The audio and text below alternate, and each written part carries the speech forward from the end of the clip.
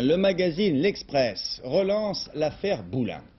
L'ancien ministre, contrairement à la thèse officielle, ne s'est peut-être pas suicidé. Et pour appuyer cette thèse, le journaliste James Sarrazin révèle un détail dans le rapport d'autopsie que tout le monde avait négligé. Jusque-là. Je résume. D'après l'autopsie, il serait tombé sur le dos. Je parle de M. Boulin. Il serait tombé sur le dos après sa mort.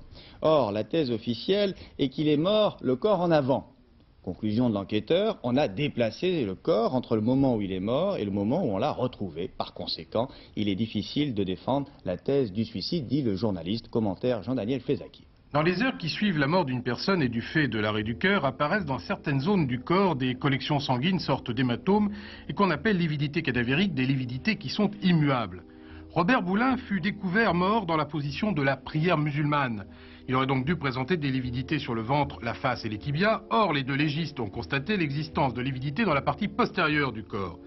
De là, l'hypothèse que formulent certains, Robert Boulin ne serait pas mort dans la position où il fut découvert et son corps aurait été retourné. Si on ajoute à cela que les viscères de Robert Boulin, et en particulier ses poumons, ont étrangement disparu, on comprendra que la bataille d'experts pour déterminer la cause du décès de l'ancien ministre n'est pas près d'être terminée.